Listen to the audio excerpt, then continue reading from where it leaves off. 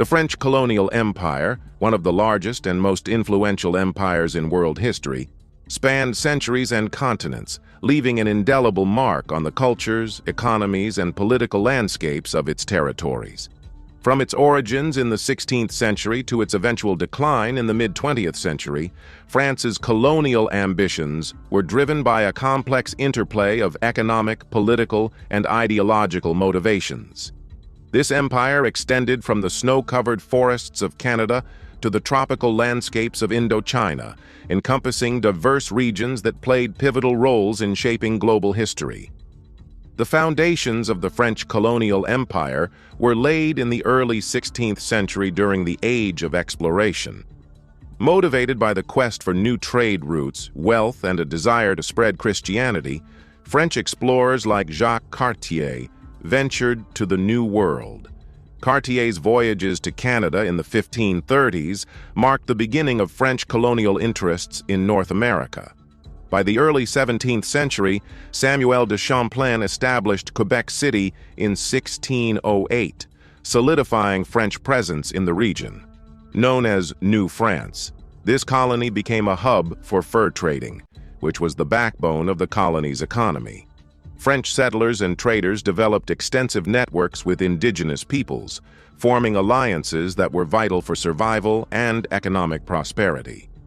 New France was unique among European colonies in the Americas due to its reliance on cooperation with indigenous nations. The French often intermarried with local populations and adopted indigenous practices, creating a hybrid culture that distinguished their colonies from the more rigidly hierarchical English and Spanish territories.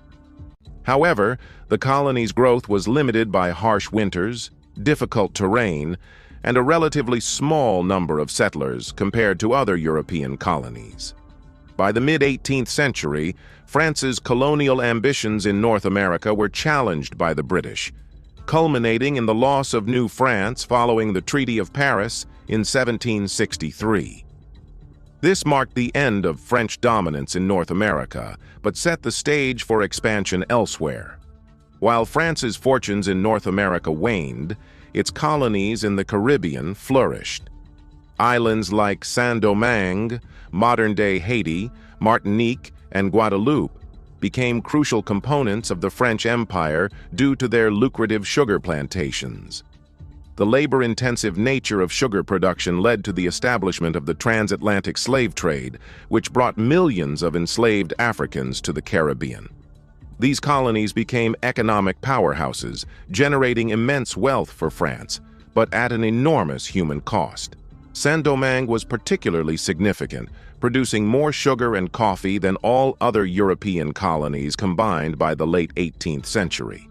However, the brutal conditions of slavery and the influence of revolutionary ideals from France led to the Haitian Revolution, 1791 to 1804, one of the most significant uprisings in history. This successful revolt not only ended French rule in Saint-Domingue, but also resulted in the establishment of Haiti as the first independent Black republic in 1804. The loss of Saint-Domingue was a major blow to France's colonial empire and its economic interests in the Americas. In Africa, French colonial efforts during the early modern period were focused primarily on establishing coastal trading posts for the transatlantic slave trade. Places like Gorée Island off Senegal's coast became infamous for their role in the trade. However, it was not until the 19th century, during the scramble for Africa, that France began to establish extensive territorial control on the continent.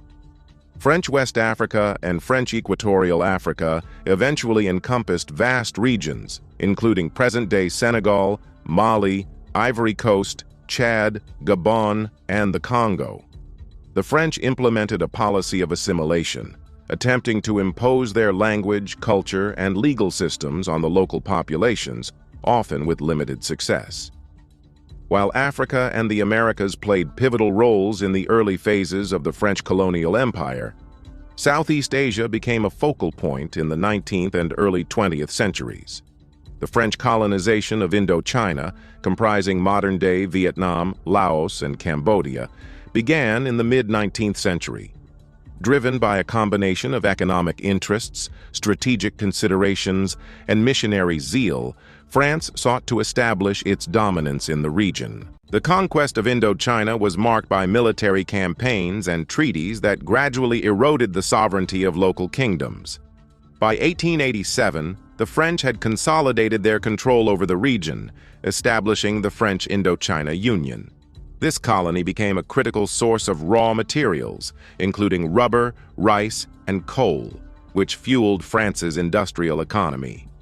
The French also introduced infrastructure projects, such as railways and ports, which facilitated trade but primarily served colonial interests rather than local development.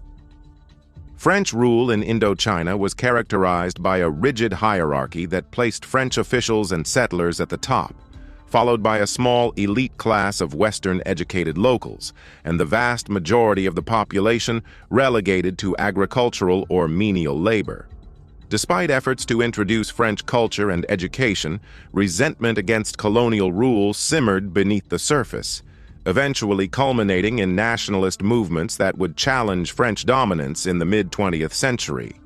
Throughout its history, the French Colonial Empire was justified by a complex web of ideologies. The concept of the civilizing mission civilisatrice, became central to France's colonial rhetoric, emphasizing the supposed duty of France to bring civilization, Christianity, and modernity to backward peoples. This paternalistic ideology was used to legitimize the exploitation of resources and labor in the colonies while obscuring the often brutal realities of colonial rule. French colonial policies varied across regions, but generally sought to integrate colonies into the broader French state. In theory, this policy of assimilation aimed to make colonial subjects into French citizens, complete with rights and responsibilities. However, in practice, assimilation was rarely achieved, and most colonial subjects remained second-class citizens. In contrast, the policy of association, implemented in some regions, allowed for greater preservation of local traditions and governance, but still operated under the overarching control of French authorities. The decline of the French colonial empire was a gradual process influenced by both internal and external factors. The two world wars significantly weakened France's economic and military capabilities, making it increasingly difficult to maintain control over its vast empire. Additionally, the rise of nationalist movements in the colonies, inspired by ideals of self-determination and equality, posed significant challenges to French rule. In Southeast Asia, the end of World War II marked the beginning of decolonization struggles. The First Indochina War, 1946 to 1954, between France and the Viet Minh, led by Ho Chi Minh, resulted in the defeat of French forces at Dien Bien Phu and the eventual withdrawal of France from Vietnam. Similarly, in North Africa, the Algerian War of Independence, 1954 to 1962, was a bloody conflict that highlighted the deep divisions between colonizers and colonized. Algeria's independence in 1962 marked the end of France's most significant colonial possession. In sub-Saharan Africa, decolonization was comparatively more peaceful, with most French colonies gaining independence in the late 1950s and early 1960s through negotiated agreements. However, the legacy of French colonial rule persisted through continued economic ties, cultural influence, and military interventions, often referred to as France-Afrique. The legacy of the French colonial empire is deeply complex and multifaceted. On one hand, it contributed to the spread of the French language, culture, and legal systems, which remain influential in many former colonies. Today, French is an official language in numerous countries across Africa, the Caribbean, and the Pacific, and organizations like the Francophonie promote cooperation among French-speaking nations. On the other hand, the empire's history is marred by exploitation, violence, and cultural erasure. The transatlantic slave trade, forced labor systems, and racial hierarchies imposed by French colonial rule caused immense suffering and left lasting scars on the societies they governed. The economic structures established during colonial rule often prioritized resource extraction over sustainable development, contributing to persistent inequalities in many former colonies. In contemporary France, the legacy of the colonial empire remains a contentious topic. Debates over immigration, national identity, and historical memory are often linked to the country's colonial past. Efforts to reconcile this history include initiatives to return cultural artifacts to former colonies and increasing recognition of the contributions of colonial subjects to French society and culture. The French Colonial Empire, stretching from Canada to Indochina and beyond, was a vast and intricate network that shaped the modern world in profound ways. Its rise and fall reflect broader trends in global history, including the dynamics of power, resistance, and cultural exchange. While the empire brought about significant cultural and economic transformations, it also inflicted deep wounds that continue to influence the political and social landscapes of its former territories. Understanding this history is essential for grappling with the complexities of colonialism and its enduring impact on our world today.